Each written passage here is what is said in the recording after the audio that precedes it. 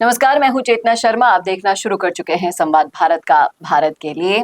और राजस्थान की राजनीति में जो छिड़ी है परिवारवाद बनाम नैतिकता की सबसे बड़ी बहस, आज उस पर ही हम चर्चा करने वाले हैं। जी हाँ, एक तरफ हैं हमारे सीएम भजनलाल शर्मा और दूसरी तरफ अशोक गहलोत जी, उनके बयान और उनकी सफाई। और सवाल जो खड़ा होता है वो ये है, क्या ये सिर्फ बयान है या छुपी हुई सियासत? इस पर खुली चर्चा करेंगे। हमारे साथ मौजूद है स्टूडियो में बीजेपी के कार्यकर्ता और संगठन से जुड़े दिनेश पोद्दार जी। सर, आपका बहुत बहुत स्वागत है। धन्यवाद धन्यवाद। सर, अशोक गहलोत जी का बयान तो अभी आपने सुना ही होगा। हाँ जी। उन्होंने जो कहा उस पर जितना बवाल मचा वो भी हम सबके सामने है। तो क्या सर ये मान लिया जाए कि अशोक गहलोत जी का बयान एक राजनीतिक गलती था जिसे अब वो बचाने की कोशिश कर रहे हैं, फिर भी बचा नहीं पा रहे? देखिए चेतना जी, इससे सिर्फ राजनीतिक गलती कहना बहुत ही छोटा, इसको बहुत छोटा कर देना जैसा होगा।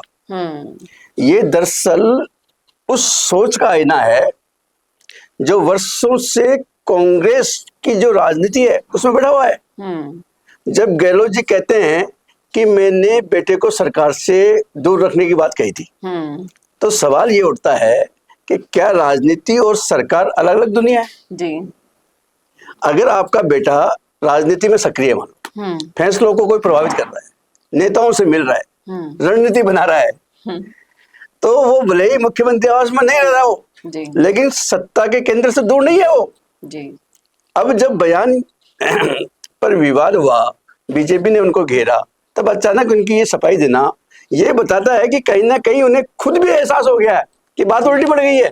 और ये सच ये है कि जनता अब शब्दों से नहीं, नियत से राजनीति को परखती है। जी। और यहाँ नियत पर सवाल खड़े हो रहे हैं। बिल्कुल, ये तो बिल्कुल सर वही बात हो गई ना। हाँ? आप गुरुजी बैंगन खाए दूसरों को बिल्कुल बिल्कुल यही तो हो रहा है। वो बार बार ये कह रहे हैं कि उनके बयान को तोड़ा मरोड़ा गया है, अलग तरीके से मायने निकाले जा रहे हैं। क्या आपको भी लगता है कि वाकई में ऐसा किया जा रहा है? देखिए, ये तोड़ा मरोड़ा गया वाला जो तर्क है ना, अब राजनीति में एक डिफॉल्ट जो बोलते हैं ना, डिफॉल्ट बहाना बन गया है। और जब बयान दिया जाता है तो वो कैमरे के सामने दिया जाता है, जनता के बीच में दिया जाता है, पूरा होश में दिया जाता है। उस वक्त तो कोई दबाव थोड़ी होता है। लेकिन जैसे ही प्रतिक्रिया नकारात्मक नेगेटिव आती है तो कहा जाता है कि मेरी बात तो जो मेरी बात है उसको आपने गलत तरीके से पेश किया है। जी। अगर हर बार यही सच होता तो क्या हर बार जनता ही गलत समझती है? जी।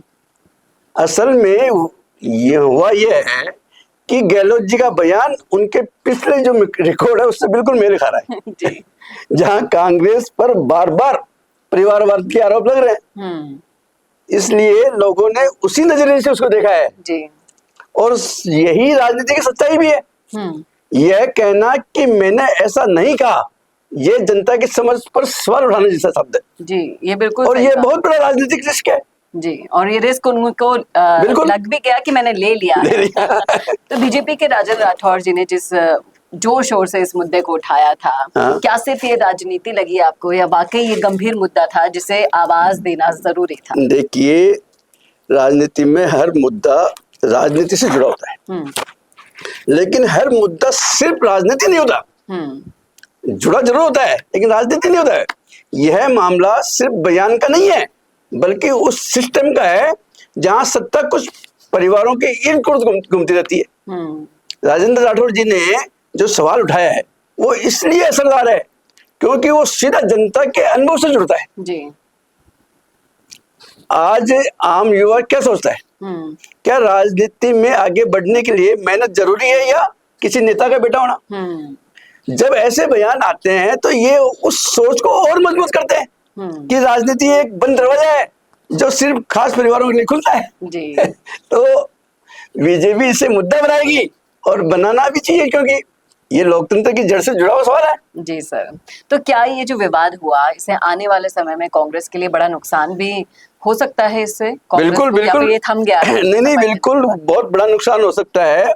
और ये जो नुकसान है सिर्फ चुनावी नहीं होगा, ये इमेज का नुकसान होगा जो बहुत खतरनाक हो सकता है। जी। आज की राजनीति में नैरेटिव बहुत मायने रखता है। अगर एक बार ये नैरेटिव बन गया कि कांग्रेस परिवारवाद की पार्टी है तो उसे तोड़ना बहुत मुश्किल होता है। जी।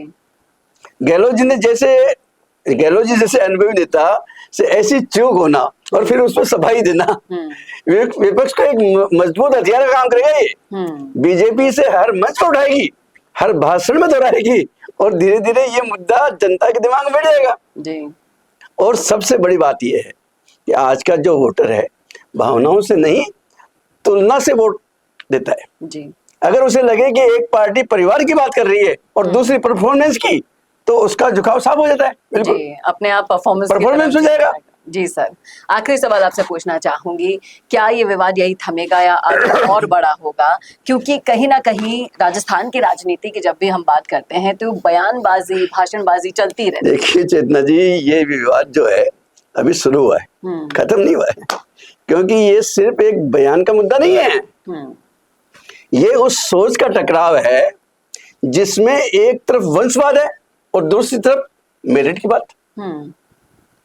जब तक कांग्रेस इस पर स्पष्ट और सख्त स्टैंड मान लो, तो वो स्टैंड नहीं लेगी ना, तब तक हर बयान, हर कदम पर सवाल उठते रहेंगे जी। और बीजेपी इससे छोड़ने वाली थोड़ी है, क्योंकि उसे पता है कि ये कांग्रेस की सबसे कमजोर कड़ी है। आने वाले दिनों में ये मुद्दा और गर्म होगा जी। और शायद यही राजस्थान की राजनीति का सबसे बड़ा चुनावी नैरेटिव बन जाए।